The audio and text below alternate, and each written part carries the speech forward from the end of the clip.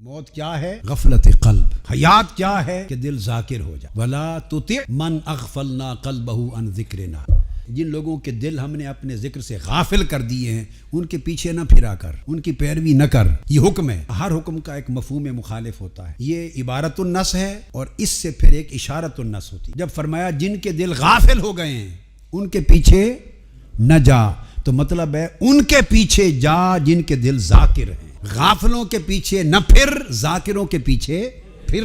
اس سے قبل فرمایا وَاصْبِرْ نَفْسَكَ مَعَ الَّذِينَ يَدْعُونَ رَبَّهُمْ بِالْغَدَاةِ وَالْعَشِيِّ يُرِيدُونَ وَجْهَهُ، اپنے نفس کو، جان کو جمع رکھ ان اللہ والوں کی مجلس میں جو صبح و شام اپنے مولا کے مکھڑے کے طلبگار رہتے ہیں۔ یریدون وجہہ، اس کے دو معنی، ایک عالمانہ اور ایک عاشقانہ۔ عالمانہ معنی تو یہ ہے جو صحیح ہے کہ ان لوگوں کے ساتھ اپنے نفس کو جما لے، ان کی سنگت میں جنگ جا، ان کی رفاقت، میت اور سنگت میں جم کے بیٹھ جا، جو صبح و شام اپنے رب کو یاد کرتے اور ہر وقت اس کی رضا کے طلبگار رہتے۔ اور عاشقانہ معنی صوفیاء کا وجہہ، وجہ چہرے کو کہتے ہیں۔ تو مطلب اس کا یہ ہے کہ ان لوگوں کی سنگت میں جم جا جو صبح و شام رب کو یاد کرتے، اور یاد نہ دنیا کے لیے کرتے ہیں نہ جنت کے لیے کرتے ہیں، صرف یار کو یاد، یار کے مکھڑے کے لیے کرتے۔ اس آیت کا ابتدا یہاں سے ہوتی، اور پھر فرمایا وَلَا تَعْدُ عَيْنَاكَ عَنْهُمْ تُرِيدُ زِينَةَ الْحَيَاةِ الدُّنْيَا، پھر ان کے چہرے پر نگاہ جما دے۔ وَلَا تَعْدُ عَيْنَاكَ عَنْهُمْ، پھر ان کی طرف سے نگاہیں نہ ہٹاؤ۔ یہ آقا علیہ السلام کی وساطت سے امت کو سبق ہے۔ نزول کا ایک واقعہ ہوتا ہے، شان نزول، پھر اس کے ذریعے عموم کا سبق امت کے لیے ہوتا ہے۔ پھر ایسے لوگوں کے چہروں سے نگاہیں نہ ہٹاؤ، ہٹ گئیں تو دنیا کے طالب بن جاؤ، دنیا کے طالب بن جاؤ۔ قرآن مجید نے 3 باتیں کہہ دی بڑی عظیم۔ یہ تھا جن کے پیچھے لگو، اور جن کے دل غافل ہو گئے ہیں رب کے ذکر سے، وہ قلب میت ہے، ان کے پیچھے نہ جاؤ، قلب حی کے پیچھے جاؤ۔ یہ قرآن مجید کا جو حکم ہے کہ کس طرح تعلق قائم کرنا ہے، اس کی تائید اور اس کی تصریح آقا علیہ السلام نے فرمائی حدیث صحیح میں۔ صحابہ کرام سے آقا علیہ السلام نے فرمایا الا انبئکم بخیارکم، کیا میں تمہیں بھلے لوگوں کی خبر نہ دے دوں؟ جو تم میں بہت اچھے لوگ ہوتے ہیں، اللہ والے ہوتے ہیں، خیار، اونچے درجے والے اللہ والے، کیا ان کا پتہ، ان کی پہچان نہ بتاؤں کون ہوتے ہیں؟ صحابہ کرام نے عرض کیا قالوا بلا یا رسول اللہ، فرمائیے۔ آقا علیہ السلام نے فرمایا اذا رؤوا ذکر اللہ، ان کی ایک پہچان ہے، جب ان کے چہروں کو دیکھو تو اللہ یاد آ جائے، اور جنہیں تکنے سے اللہ یاد نہ آئے عزت احترام کرو اور سلام کر کے چلتے بنو۔ سیدنا غوث الاعظم شیخ عبد القادر جیلانی رضی اللہ تعالیٰ عنہ فرماتے ہیں الغنیہ میں، غنیۃ الطالبین باب ہے مرید پر، اس میں مرید کا معنی بیان کرتے ہیں۔ میں مرید کا معنی وہ ہے جو ہر شے کو چھوڑ کر صرف اللہ کا ارادہ کرے، اس کو مرید کہتے ہیں۔ اب اس پیمانے پر آنکھیں بند کر کے پرکھ لو اپنے آپ کو۔ مرید وہ ہے جو خالصتاً اللہ کا ارادہ کرے۔ تو شیخ کون ہوا؟ شیخ وہ ہوا جو ہر شے سے قلب کا دھیان چھڑا کر بندے کے، مرید کے دل کا تعلق صرف اللہ سے جوڑے، وہ شیخ ہے۔ اور جو اپنا ارادہ کروائے وہ سیدنا غوث الاعظم رضی اللہ تعالیٰ عنہ کی تعریف میں نہ مرید ہے نہ شیخ ہے۔ ہمارے کنسپٹ خراب ہیں، ہمارا دھیان اللہ کی طرف نہیں، اور جس کی طرف ہم دھیان کرتے ہیں اس کا دھیان ہماری جیب کی طرف ہوتا ہے۔ پیسے والا ہو تو اسے قریب بٹھاتے ہیں، کھانے کھلاتے ہیں۔ غریب مرید آ جائے تو اسے کہتے ہیں اتھے بیٹھو ذرا مل لواں گے، بہت آرام سے بیٹھو۔ مرید سے ملنا کچھ نہیں، غریب سے۔ میں نیو یارک میں تھا، نیو یارک میں خطاب ہوا اور قاری صداقت صاحب اس دن شاید ساتھ تھے، کونی آئی لینڈ میں۔ خطاب کے اینڈ پر ایک سوال و جواب کا سیشن ہوا، تو کسی نے مجھ سے پوچھا کہ یہ موسم آ گیا ہے گرمیوں کا، تو کثرت کے ساتھ ایک بڑا ہجوم ہے ادھر،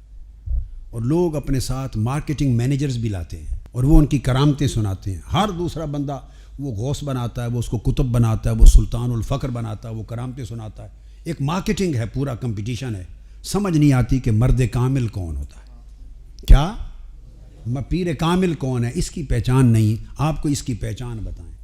میں نے کہا بڑی سادہ سی پہچان بتاتا ہوں پیر کامل، یہ کل خلاصہ تصوف ہے۔ پہچان یہ ہے وہ پیر کامل ہے جسے مریدوں کی تلاش نہ ہو، وہ مرد کامل ہے۔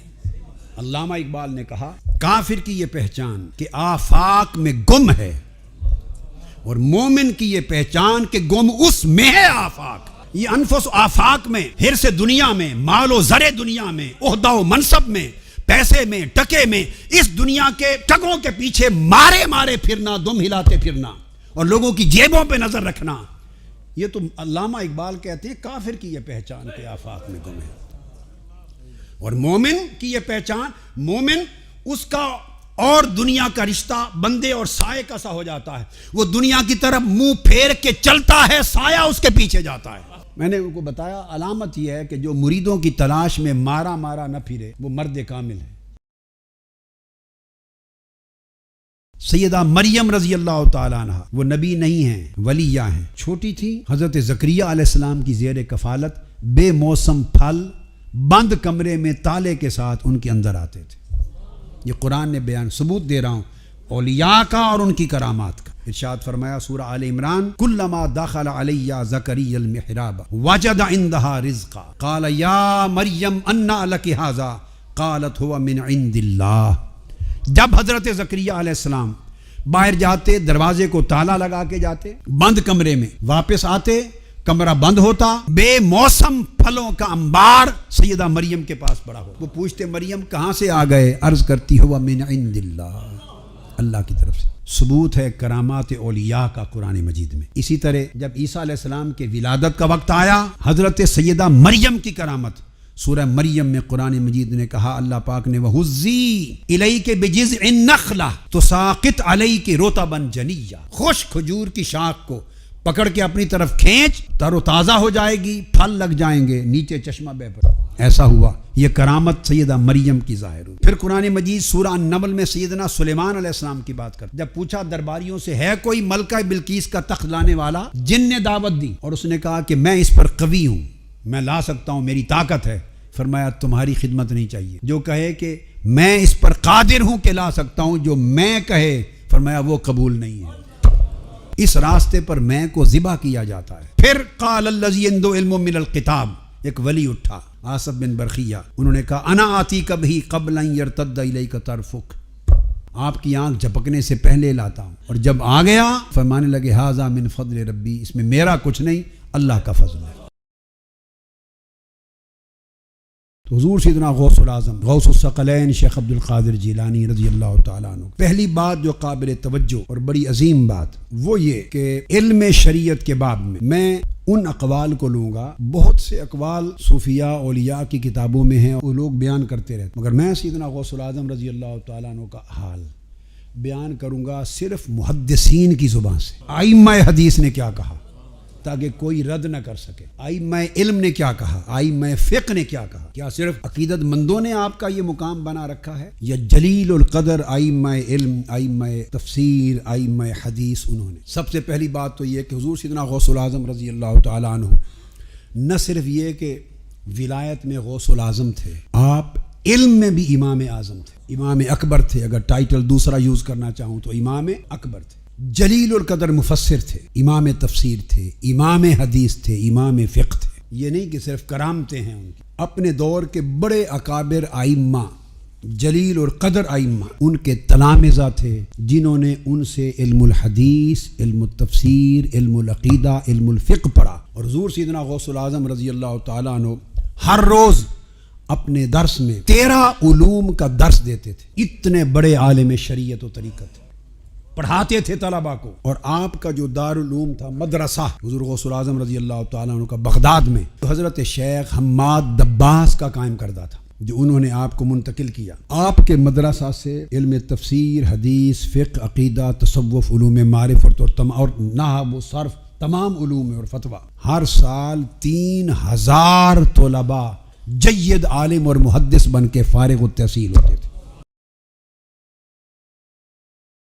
علامہ ابن تیمیہ کے بعض عقائد کے بعض معاملات میں انتہا پسندی آ گئی تھی، مگر مجموعی طور پہ لوگ سمجھتے ہیں کہ وہ منکر تصوف تھے، غلط ہے۔ ان کے بعض معاملات میں ان کی تشریحات و تعبیرات انتہا پسندانہ تھی، جن سے ہمیں اختلاف ہے، مگر مجموعی طور پہ وہ منکر تصوف نہ تھے، وہ تصوف کے قائل تھے، تصوف پر ان کا عقیدہ تھا، متصوف تھے، اولیاء صوفیاء کی عقیدت مند تھے، اور طریقہ قادریہ میں بیعت تھے۔ اور اس سے بڑھ کے اور ثبوت کیا ہوگا کہ آپ حیران ہوں گے کہ علامہ ابن تیمیہ کی جب ڈیتھ ہوئی تو وہاں دمشق میں ایک مقبرہ تھا جو وقف تھا صوفیاء کے لیے، اس کو مقبرۃ الصوفیہ کہتے ہیں، مقابر الصوفیہ۔ یہ بات جو اب کہنے لگا ہوں اس کو امام ابن کثیر نے بیان کیا البدایہ والنہایہ میں، اس کو امام ذہبی نے العبر میں بیان کیا۔ کل محدثین جنہوں نے علامہ ابن تیمیہ کے احوال لکھے ساروں نے بلا اختلاف اس کو بیان کیا، اس پر کوئی اختلاف نہیں۔ مقابر الصوفیہ، دمشق میں قبرستان تھا صرف صوفیاء کرام کے لیے وقف، وہاں دیگر علماء کی تدفین نہیں ہوتی تھی، وہ الگ مقابر تھے۔ علامہ ابن تیمیہ کی جب ڈیتھ ہوئی تو حسب وصیت ان کو مقابر صوفیہ میں دفن کیا، آج کے دن تک قبر مقابر صوفیہ میں۔ پھر آگے ان کے بیٹے کی ڈیتھ ہوئی، مقابر صوفیہ میں دفن ہوئے۔ ان کے شیخ تھے امام ابن قدامہ الحنبلی، اور علامہ ابن تیمیہ سیدنا غوث العظم رضی اللہ تعالیٰ عنہ کے عظیم عقیدت مندوں میں سے۔ یہ میرے پاس ان کی کتاب علامہ ابن تیمیہ کی کتاب الاستقامہ ہے، اس نام کو یاد رکھ لیں، کیا؟ علامہ ابن تیمیہ کی 2 جلدوں میں الاستقامہ۔ سب سے زیادہ اولیاء میں صوفیاء میں جس کا ذکر ادب و احترام سے علامہ ابن تیمیہ کیا ہے اپنی جمیع کتب میں اور الاستقامہ میں، حضور سیدنا غوث العظم رضی اللہ تعالیٰ عنہ۔ اور بعض لوگ یہ سمجھتے ہیں کہ یہ کتب، یہ ابدال، یہ غوث، یہ ٹائٹل ہمارے من گھڑت ہیں، یہ اکابر علماء محدثین اس کو مانتے نہیں تھے۔ اب علامہ ابن تیمیہ نے جو سیدنا غوث العظم کا ذکر کیا، نام لکھا، وہ کہتے ہیں ان شیخ علی بن ادرائیس، شیخ یحییٰ بن یوسف السرسری روایت کرتے ہیں اپنے شیخ علی بن ادرائیس سے، وہ بیان کرتے ہیں انہ سأل قطب العارفین ابا محمد عبد القادر بن عبداللہ الجیلی، کہ میں نے قطب العارفین، سارے عارفوں کے اولیاء کے قطب سیدنا شیخ عبد القادر الجیلانی سے سوال کیا۔ اس طرح وہ ذکر کرتے ہیں، باقی کسی صوفی کا اور اولیاء میں سے کسی کے ٹائٹل کے ساتھ بیان نہیں کرتے۔ مثلا لکھیں گے ناقل الشیخ شہاب الدین ابو حفص عمر بن محمد السہروردی، جس کا بھی ذکر کریں گے کہیں گے ناقل ابو القاسم القشیری، ناقل ابو عبد الرحمن السلمی، ناقل البشر الحافی، قال الحارث المحاسبی، قال الجنید البغدادی۔ مگر سیدنا غوث العظم رضی اللہ تعالیٰ عنہ کی بات آئے، یا شیخ لکھیں گے یا قطب العارفین لکھیں گے اور ٹائٹل کے ساتھ لکھیں گے۔ 70,000 حاضرین آپ کی مجلس میں ایک وقت میں بیٹھتے، 70,000۔ اور امام ابن حجر عسقلانی فرماتے ہیں، انہوں نے کتاب لکھی ہے، حافظ ابن حجر عسقلانی نے، مناقب الشیخ عبد القادر جیلانی، آپ اندازہ کیجئے۔ وہ لکھتے ہیں کہ 70,000 کا مجمع ہوتا، لاؤڈ سپیکر نہیں تھے۔ حافظ ابن حجر عسقلانی فرماتے ہیں کہ جو آواز 70,000 کے اجتماع میں پہلی صف کے لوگ سنتے، اتنی آواز 70,000 کے اجتماع کی آخری صف سنتے۔ امام ابن الجوزی حضور سیدنا غوث العظم رضی اللہ تعالیٰ عنہ کی مجلس میں ان 70,000 سامعین میں کتنے ہزارہ محدثین بیٹھتے تھے، کتنے ائمہ فقہ بیٹھتے تھے، کتنے فقہا، کتنے محدث، کتنے متکلم، کتنے نحوی، کتنے فلسفی، کتنے مفسر بیٹھتے تھے، جہاں ابن الجوزی جیسے لوگ عام سامعین میں بیٹھ کے استفادہ کرتے ہیں۔ ایک خاتون آئی اپنے بیٹے کو لے کر، کہا کہ حضور میرے بیٹے کو آپ سے بڑی محبت ہے۔ یہ امام یافعی الشافعی لکھ رہے ہیں، اس کو ملا علی قاری نے بھی بیان کیا، دیگر ائمہ نے بھی بیان کیا، آپ سے بڑی محبت ہے تو میں نے چاہا کہ آپ کی مجلس میں اسے چھوڑ جاؤں درویش کے طور پہ، تاکہ آپ سے سیکھے اور آپ کا شاگرد بنے اور کچھ معرفت لے۔ چلی گئی۔ کچھ عرصے کے بعد ایک زمانہ گزار کے ماں بیٹے کو ملنے آئی، اور اس نے آ کے دیکھا اپنے بیٹے کو، وہ سلوک اور طریقت میں راستہ طے کر رہا تھا، دیکھا اس کے چہرے کا رنگ زرد تھا، نحیف تھا، کمزور تھا، اور بھوک اور فاقے کے آثار نمایاں تھے، اور دیکھا کہ روکھی جو کی روٹی کھا رہا تھا۔ اسی طرح ہی سفر ہوتا ہے نا، روکھی جو کی روٹی کھا رہا تھا۔ ماں تھی، ماں تو ماں ہوتی ہے، اس سے رہا نہ کہ اس نے کہ کیا فقر اور کیا طریقت، بیٹا بھوک سے مر گیا میرا۔ وہ غصے میں آ گئی۔ فداخلت الی الشیخ فوجدت بین یدیہ طعام فی عظام الدجاجہ، حضور غوث پاک کی بارگاہ میں گئی، ادھر دیکھا آپ مرغی کھا رہے تھے، سالن مرغے کا تھا، اور کھا کے ہڈیاں پھینک رہے تھے، ایک جگہ ہڈیاں جمع تھی۔ اب ماں پارا اور چڑھ گیا اور کہنے لگی یا سیدی تاکل لحم الدجاج و یاکل ابنی خبز الشعیر، اے سرکار آپ مرغیاں کھائیں اور میرا بیٹا روکھی جو کی روٹی کھائے، یہ کہاں کا سلوک ہے؟ فرمایا بیٹھ جاؤ مائی۔ جب کھانے سے فارغ ہوئے تو ہڈیاں جمع تھیں۔ اب یہ امام یافعی الشافعی لکھ رہے ہیں، میں کسی صوفی کا روایت نہیں دے رہا، میرۃ الجنان اٹھا کے دیکھی۔ فرمایا آپ نے ہڈیوں کو کمی باذن اللہ الذی یحیی العظام وہی رمیم فقامت دجاجۃ سویۃ، آپ نے ہڈیوں سے کہا کہ ہڈیوں دوبارہ مرغا بن کے کھڑی ہو جاؤ۔ دیکھتے دیکھتے مرغی زندہ ہو کر کھڑی ہو گئی۔ آپ نے فرمایا فقال الشیخ اذا سار ابنک ہکذا فیاکل ما شاء، تیرا بیٹا جب اس مقام پہ پہنچ جائے گا تو پھر جو چاہے کھاتا بھی رہے۔